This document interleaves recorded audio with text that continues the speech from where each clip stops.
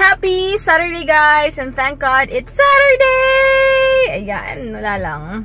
Ang aga ko nagising, like, dapat 7:30. Tapos tumawad ako ng 8:15. Tapos yun, madali ang ayos, ligo, ayos, yun. Ngayon punta na ako ng Asian Hospital kasi hanggang 12 lang yung doctor doon. Yung nirefer sa akin na si Dr. Michael, nirefer ni Dr. Reyes sa akin kasi sobrang galing daw mag-transv. Kaya, ayun. Ano ba ito? Kuya, tumitingin. Pero, buti man tinted. Ayun, super galing daw mag-transv nun. Kaya yun yung nirefer niya sa akin.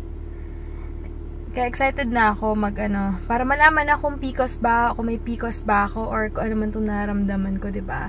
At least malaman na. Tsaka kung pwede na ako mag-workout. Kung hindi naman ako preggy, mag-workout ako bukas. Kasi ngayon yata kami, hindi ko alam, tulog kasi ako kanina, nasa gising na ako kasi si Heinz kasi talagang kumikis yan bago kahit anong tulog ko, kahit nakaharap ako sa kabila, magigisingin talaga niya ako para mag-kiss sa akin. Tapos, ewan ko, parang sinabi niya may nakikipagpalit din daw na isang TL sa kanya ng schedule.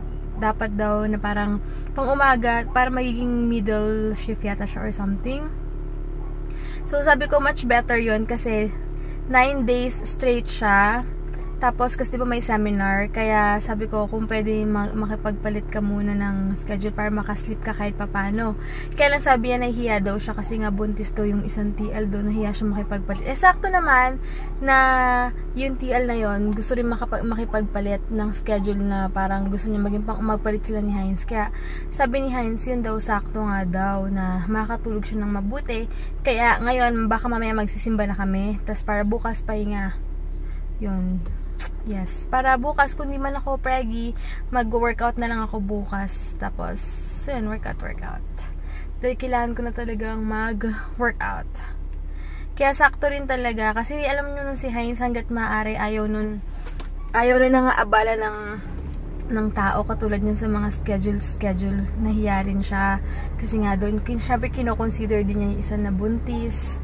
Kaya, sabi niya, bahala na doon, kakayanan lang. Sakto-sakto talaga nag-text daw yata kanina or something na kung pwede makipagpalit bukas ng schedule. Kaya makatulog pa siya ng maayos-ayos bago siya mag-seminar. So, excited na ako. And mamaya na pala i-raffle draw ni Heinz yung GC na ibibigay niya sa mga sa team niya. So, excited na ako. Sige guys, alis muna ako. Daldal ko na naman. Yung breakfast ko pala kanina na oats, hindi ko alam bakit ganun yung lasa. Sobrang alat. Pero di naman siya expired. Kasi kung expired yun, mabaho yun, diba? Naman ko.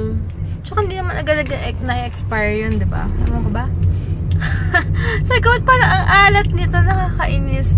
Anyway, gamit ko palang ngayon. Gamit kong mascara. Yung Benefit. Sobrang ganda kasi. Tingnan yung ko.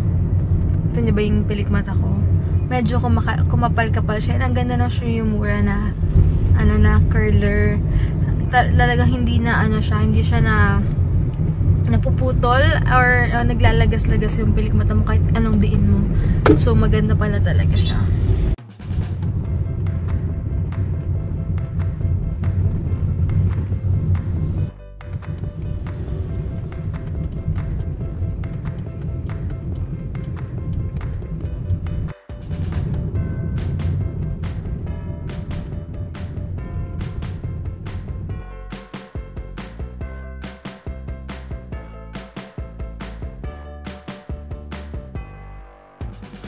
Ito lang mahirap dito sa Asian. Sobrang hirap ng parking. Sa basement full na. Kaya dito ako sa may labas. Sana meron pa. Ayun ako. Wala na daw parking. So, ang choice is punta doon ng festival tapos magmumultigab na lang. Nakakaloka. Parang gusto ko na mag-back out dito. Dito na ako sa basement, mag-aantay na ako. Pag 30 minutes, wala pa ako na parkingan. Ay nako, bahala na. Wala eh, daming tao.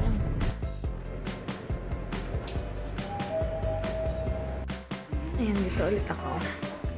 4th floor, Women's Health. Tawag nila dito.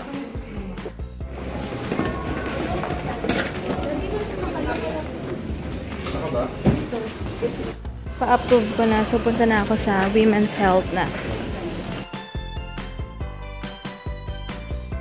Ayan, balik fourth floor. Mali ako, dapat pala pina-approve ko muna sa MaxiCare. Balik daw ako ng 1 PM. So, 1 hour pa antayin ko. Dahil sobrang haba pa ng pila. Pang 20 pa yata ako. So, kain muna ako sa baba. Hanap ako ng makakainan ko. Meron palang Big Chill dito.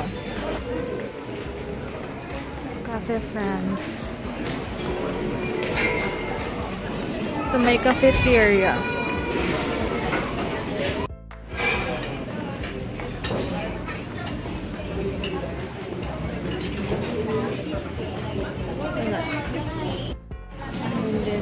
So, ito na lang ako. Parang gusto ko to. Hanapan ko ng maraming cheese. Ito na lang. So, ayan, 220 daw yung ano, yung Bicol Express.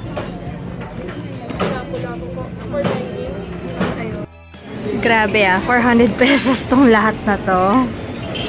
Nagulat naman ako doon for Bicol Express, 220. Wala pa palang rice yon. Plus puto, 75. Bottled water, 65. Iniwan ko kasi sa kotse yung water ko Kaya lang. Kain. Sakto lang yung lasa ng Bicol Express. Kasi parang may bagoong ng lasa. Pero pala na. Kasi sa busog ako. Tapos, yung puto naman, masarap naman siya. Meron pa akong 3 pieces dito. Saka water, grabe ang mahal. Kinamad lang ako kunin sa kotse yung water. Akit na ako, doon na lang ako mag-aantay. Tsaka mas malakas signal.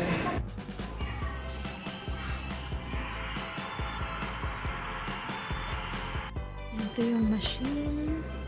Doon mo makikita yung ultrasound. Ayun, waiting pa daw. So, lights off daw muna kasi may naasikaso pa yata si Dr. Michael. Michael, ano pala siya? Sales Diaz. Wala naman akong PCOS. So, baka hormonal something lang daw. Observe ko daw muna yung menstruation ko or yung period ko for this month. Wait lang. Yun, observe ko daw muna yung period ko for this month. Kasi if ever daw may nabuo kami or what, hindi pa rin naman daw makikita yun sa sa Transvi kasi parang ang aga pa, ilang weeks pa lang nakaraan or nakalipas yung menstruation ko. Pero pwede daw ako mag-workout. Ayan, so balik workout na. Diba rin naman kami nagmamadali talaga, alam niyo yan. Kasi sabi ko nga hanggang October pa ang aming mga bills, ang aming mga bayarin, lalo yung kotse. So, mas okay na talaga na naka-ready na rin lahat. Alam niyo yun, financially, lahat. So, tsaka pinagpipray naman namin kada gabi na kung kailan naman will ni God ibibigay yun. Na-bother lang talaga ako sa mga changes na na-feel ko lately. At least, diba? And susulit ko yung paggamit ng MaxiCare ko. Punta muna ako sa gym. Doon muna ako mag-stay kasi ang aga pa. 2 o'clock pa lang. Mamaya pa uwi si Hines. So, mamaya na kami magsisimba. And then bukas, babalik ako kay Doktora. 3 to 5 yon. And then dadiretso na ako ng MOA kasama baka kasumama si Bestie tsaka si MJ sa vloggers meetup. So, wait lang. So, ito yung endometrium. And then, yung right and left ovary. Ayan. Ayan siya. Hey guys, sama si Kuya. Plastic mo, Kuya. Ngayon ang bait-bait mo. Hi, Kate. Di kita na-vlog kahapon. Ano meron dun? Papatuto yun. Ito tayo doon. Ano meron? Anytime. Saan? Ano meron dun? Tutur niya nga yung init. Ah! Kamu nakagustuhin ka ng Kasama ka? Sama siya. Sama ka, tara. Ngayon wala nga. Ano oras ka doon? Punta na ako sa sa festival kasi titingin ako ng mga sale doon like sa Etude House. May 50 off daw ngayon kasi kahapon may mga may mga pink cards yata, yung membership card. Wala yun sa akin, di rin naka-activate, parang ganon. So wala rin akong wala akong card. So ngayon open to all yun, yung 50% off nila. Kaya check ko. And bukas guys, sobrang excited na ako. sana makapunta kayo. Hindi ko na agad na-announce kasi hindi pa sure kung pupunta ako last time. Eh, sabi ni MJ, gusto daw niya pumunta. Tsaka si Bestie, pinayagan naman. Gusto rin niya pumunta. So, sa mga pupunta sa vlogger meetups. So, kita na tayo doon. Nakachamba ako ng parking din. Pagdating ko, umalis na yung isang kotse. Kaya, thank you Lord. Ang bilis ko nakapark. Lakad din ako, tingin ako sa Eaton House ng mga sale. Baka sayang din naman ko 50 off, diba? Sa baba pa pala yung Eaton House. Sa baba pa rito.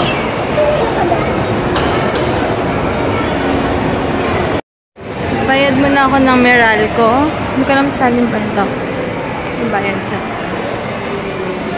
with his own people. How many of you here, you are in a relationship? Raise your hand. Whether you're married, you have a boyfriend, you have a girlfriend. How many of you here, it's complicated? It's complicated. I hope it's not complicated. We are in a relationship. And when you have a relationship, your goal is to protect the relationship. Am I correct? Yeah. Right, Pastor King? Yeah. Right? Dominic, when you're in a relationship, I know you can relate because you're lonely. My point is, when you're in a relationship, you want to protect the relationship. And the reason why God gave the commandment because He wants to protect the relationship with His own people. And that is my desire. The reason why a lot of people would ask me, why do you, and a lot of my friends, okay, in the past would always ask me, how come you don't migrate to pornographic sites, okay? People would ask me, I don't know if you're familiar what a pornographic site is. How many of you are familiar? I just want to check if you're familiar, okay? You know that there is one, okay? And to make a long story short, I don't go to the pornographic sites because I want to protect my relationship with my wife. Do you understand this? Yes. Okay, I'm not afraid of her, but of course I am. But my point is,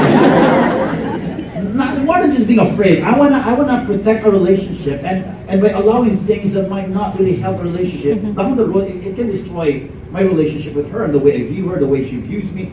And to make a long story short, covenants and rules are given from the posture of our love for one another.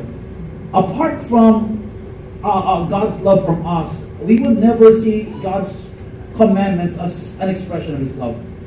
If you don't understand that people like us, we have now a covenant with God through the death of Jesus Christ, we will never appreciate the rules of God. Because rules, okay, is a byproduct of how well you love, and how you would want to love a person, and how you would want to really protect the relationship that you have with that person. So I hope you do understand the commandments are beautiful because it is an expression of God's love for His people. And the beauty of this, if we know, and we're familiar, then we don't have what it takes to follow the commandments of God. Again, because of this love He provided the Lord Jesus Christ. What a beautiful picture of God's love for us, that His love is indeed perfect, unconditional, and unchanging. Amen? Amen. I mean, my motive is that the reason why I'm in this, I'm just befriending this person because we're just friends, but motives at times are good, but this will not help you protect yourself from what can possibly ruin your life. How many of you here honestly can tell me that before, okay, your motives are good, your agendas are great, but it's not enough to protect you from what the world has to offer. There are well-meaning people, and yet because they don't really understand the destruction of adultery, they aren't able to really prepare themselves properly. So therefore, good motives are not enough. Amen. And a lot of us, we are also guilty. As long as my motive is okay, I'm fine. I don't think that scripture or passage is for me. I'm not an adulterer. You understand? But I want you to understand that in the Old Testament, God says that do not commit adultery. When you affiliate with a woman, not your wife, when you have sex with a person, not your wife, you are an adulterer. Or you're having sex with somebody you're not married with, you're in a relationship, boyfriend, girlfriend, and you affiliate and you're intimate with each other, and you go all the way and you're not married, that's fornication. That is still a strike against God or a strike against you. Make a long story short, there's a greater probability, and it's happening not here in this gathering, it's happening outside of this gathering, okay? We're a group of pure and holy people created for His glory, amen? And that's what the Old Testament says, that when you sexually affiliate yourself with somebody not your wife, you're committing adultery. And a lot of us here were saying we've repented of it, and I'm not an adulterer, pastor. I'm not committing the act. But remember, if you take a closer look at the Old Testament, it says you need to commit the act in order for you to be an adulterer. Same thing with murder about a week ago. You have to kill somebody in order for you to be a murderer, right? Yeah. Right, in the Old Testament, but in the New Testament, a lot of us here probably would sit back, relax, and enjoy, because I think that I'm not an adulterer, I'm not a murderer. But remember, the New Testament is the grace era, am I correct? So a lot of people I've talked to is that there's just so much grace, let me continue to live in sin, because this is an era of the grace of God. God is good and loving, am I correct? But remember, the New Testament says in Matthew 5:27, before we flip, okay, in that chapter, that when you think of a woman lustfully, you are committing adultery. You don't have to act upon it. If you're angry in your heart, you're murdering somebody. Therefore, God brought the commandments, and Jesus Christ brought the commandments one level higher. Right? So the demands in the New Testament are far greater than the Old Testament. I wish I was born in the Old Testament. Am I correct? Why? Because I'm almost perfect. I'm telling you right now. But the book of Matthew says right here, in verse 27, you have will worsen the problem. So what's my point here? There is something wrong in our hearts that we go out of our way to pacify it in these pornographic sites, or probably if you see a woman, okay, you begin to fantasize about about that woman, or a poster in the magazine. And at times we reason with ourselves, it's harmless, I'm not hurting anyone. The Bible says you are looking at a woman lustfully, you are an adulterer. And the reason why I'm saying these things, because there are things in our hearts that are lacking. And we would want to pacify these things with what? With fantasizing men and women. And that desire and longing is something that only Christ can fulfill. Because if you're satisfied with Christ, you will not go out of your way and fantasize other things. And I have been using this line. Mahirap pakainin ang busog. Have you tried eating and then you're about to explode? And you still eat? No matter how sumptuous the meal is, I will not eat because I'm full. And in the same manner, the reason why you're going out of your way, and I know some of you here, you find this valid, the reason why your wife or your husband would find another person because somebody pacifies her what? Her longings and her desires. But that's not the reason why you need to really what? You need to accommodate extramarital affairs in your life. My point for saying this, if you're not satisfied with Christ, you will always be hooked in pornography. You will always be hooked with fantasizing. Because idolatry and adultery is one and the same. In fact, adultery is idolatry. That you worship something that will pacify your passions and your longings that you can only find in Christ. Some of you here, probably this is not your struggle. Okay? But you fantasize on your meal tonight. And that's gluttony. That can be your idol. So how you would want to change yourself. If your issues and the issues in your heart, okay, are not addressed, corrected, no matter how you would want to put on those makeups and you dress well, okay, that will eventually come out. Because the heart of the issue is the issue of the okay, the heart of the issue is the issue of the heart. This is why in the book of Proverbs chapter 4 verse 23 it says right here, guard your heart above all else, for it determines the course of your life. You protect it. I don't know if you're familiar with this passage. That it represents somebody guarding a property. Or when you're really seeing that there's no purpose at all. And that's what we need to always be cautious of and conscious of. In the same chapter, if your right eye causes you to sin.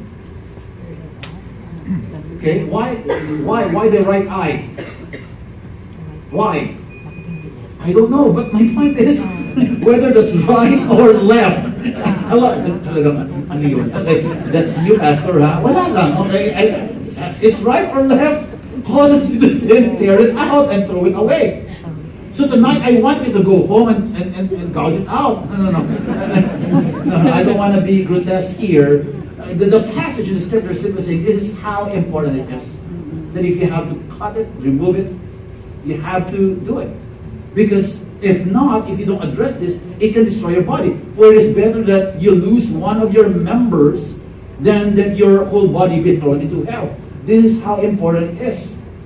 So not just your what? Your heart. You have to guard your heart, but you need to what? To guard your eye. Adultery enters the eye, and a lot of you here, you love to stare at women.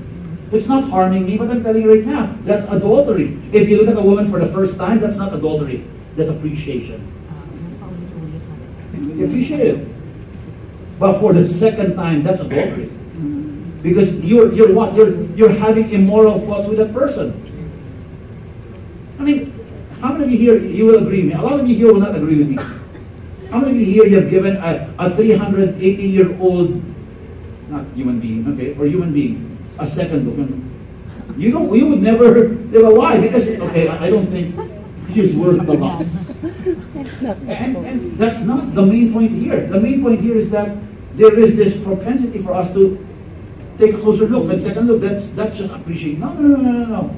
Without you knowing it, there's lust in your heart. And that is something that we need to be watchful of, that you don't have to commit the act. Before you know it, you're staring at a lot of people. You're staring at a lot of women. Before you know it, you wake up, you're staring at a lot of men. You're staring. Why? Because you have already created a habit. It has been a routine, and before you know it, you're not staring, you're holding.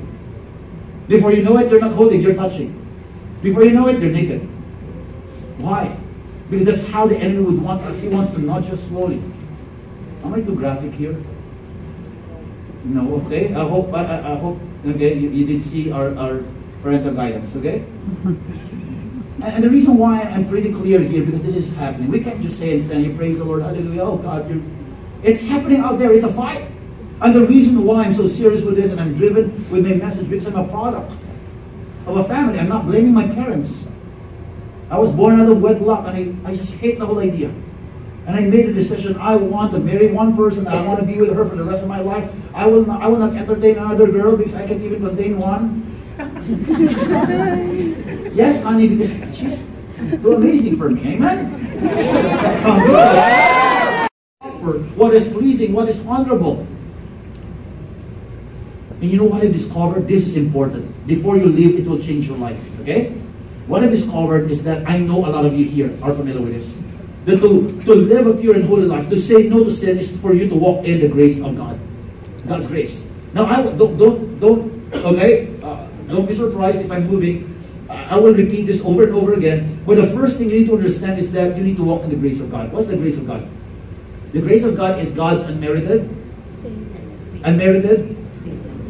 flavor. Okay. Unmerited favor. Okay? Unmerited favor. That's what we know. 98% of Christians all over the world, they believe that the grace of God is God's unmerited favor, which is totally correct.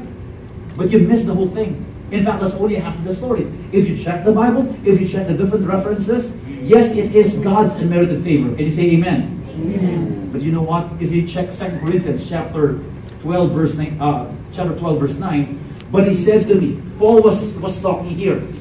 You know who told him? Ayan. Pag nakikita daw to ni Hines, ako doon naalala niya sa kaartihan ko. Alam mo lahat, parang nakikita ko yung mga matapos. May slippers mo na mga gusto mo ganyan. Yung mga headband mo na ganyan. Tapos yung ulo mo na ganyan. Basta lahat. Yung rings na gusto mo ganyan. Yun na nakikita mo. Kaya nagkakaroon naman yung vision. Ay, ganun. Ako yung vision na yan. Kaloka. Ang arte naman kasi gusto ko yung mga ganyan. Mahilig ako sa mga kinang-kinang. Oo, kinang-kinang. Ayun, slippers ko ngayon. Nagamit ko ngayon. Footwear ko. Ayun, naganda ng message today. Guard your heart talaga kasi talaga importante talaga i-guard natin yung heart natin. Kasi Guard your heart. Ano sabi ko? Guard your heart. Guard your heart. Kasi talaga nagsisimula lahat. And syempre, pag ando doon na kayo sa situation na parang matatempt na kayo, mag-pray lang kayo. And basta nga, tama nga si Pastor, pag si God din na center ng life mo, and siya ino-honor mo, hindi ka talaga, ma-avoid mo talaga gumawa ng mga hindi magaganda. Pero syempre, as a human being, natural naman talaga. Pero nasa atin lang kung paano natin i-avoid. I-handle. Ha? I-handle. Yes. Alright, so may bigodi na pala. Ha? May bigodi na. Saan? Mag-save ka na mamaya. Kaya ako tumuguto. Caveman look. Iban look muna ako today. Today lang. I mean, Hindi, i-ano mo na yan, mamaya. This week. Mas mag-scrub pa tayo ng katawan. May schedule kami yan. Sabi ko, bigyan niya ako ng time. Mag-scrub kami. Gagamitin ko yung binigay sa akin ni Maldit. Mag-scrub. So, katulong. Hindi, after lang ng work mo. Katulong ako ng dapat. Ito yung hot shot. Dito na nalagay? Ay, dyan na lang. And bumili siya ng Subway. Super laki naman ito. 6 lang yan. Regular. Regular lang. Buti may mga ganyan na sila, no? Yan. Ito yung kinikrave niyang hot shots. Antag to. Minukoy ako. Ang sarap ng kiwi sarap. Kung munti ka Las Piñas kayo, mahilig kayo sa kiwi. Nire-recommend ko yung 80 pesos nila na kiwi na promo. July 1 until 30. Sobrang tamis, guys. Sobrang tamis. Kaya pag napadaan ako ngayon July 2, bibilan ko pa si Heinz ito. Kasi sa lahat ng fruits, ito lang kinakain niya. Kiwi tsaka grapes lang. Siguro sabi ko nga siguro nasanay ka lang sa Kuwait. Nung bata pa siya, ilang taon din. Eh, di ba mura lang to dun? Dito sobrang mahal. Hindi siya ako kumakain ng ibang fruits ko, hindi ito lang. Box kaya yun. Ha? Box. Oo nga, no? Yun no? Pumili ka. Talaga? Ayun, kaya ako favorite ko yan. Tsaka grapes. Tsaka ginudge ko ito kahapon. Sabi ko, baka naman kasi mura dahil paano na, maasim, tsaka pahinog na. Pero hindi talaga. Kaya, talagang... Don't judge the book, guys. Yes, di ka talaga pwedeng mag-judge talaga diba? Hanggat hindi mo siya nakikita or alam niyo yun, as in, hugot no? Nusgahan mo agad. Oo, hindi, wala lang. Kasi, di ba gano'n naman kasi dito pag mura na, alam niyo. Pero, syempre, don't judge talaga kahit anong mangyari. Ayun guys, babalat muna ako, kakain din ako ng apple. And, end ko na yung vlog bukas na. Thank you so much guys for watching and God bless. Hi sa mga bago na subscribe, nagko-comment lagi, and sa mga bago subscribers na nagko-comment. Hi sa inyo lang na yung mga kakaasawa lang or sabi nga nila na wala pa silang asawa and yung mga nagtatry din mag-baby, ganyan. So, hi sa inyong lahat. Shoutout sa inyo. And kung magpapa-shoutout kayo guys, sobrang nahihiya na ako, sobrang busy ako. Mag-comment lang kayo sa mga magpapa-shoutout. Shoutout ko kayo soon. And oo nga pala, meron ng papaya, Glutasoap, may mga creams, toners na akong available. So, order lang kayo pag yung mga pasensya na talaga. Kaya nga na-delay before, and na-delay last time yung delivery. Kasi ibang color yung pinadala nilang papaya. Kaya hindi namin in-accept. Syempre, ayaw namin masira yung quality kahit pa sabihin mong color lang pinagkaiba but same formula. Syempre, ayoko rin naman ng ganon. So, ngayon, available na. Pwede na kayo umorder sa mga hindi ko pa na-PPM na dumating na siya. Ang gulo no? Dumating na, pwede na kayo umorder. And sa Tuesday and Wednesday ako mag-ship ng orders. Pa-wait lang dahil sobrang dami na nag-PPM kanina.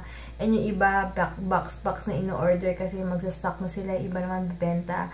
Kaya pa-wait lang. Habaan nyo yung pasensya nyo ngayon. Dahil nga, mag-isa lang din ako magbababa ng mga order. Ang hirap din nun dahil nga si Heinz straight siya sa work niya. Wala pa siyang rest day, matagal-tagal pa, kaya wait nyo lang yung mga wait nyo lang yung mga items. So, yung mga kaya ko munang ibuhatin or kung ano, or sa gabi, papababa ko na sa kotse para kinabukasan. Papadala lang. So, yun lang guys, thank you so much and God bless!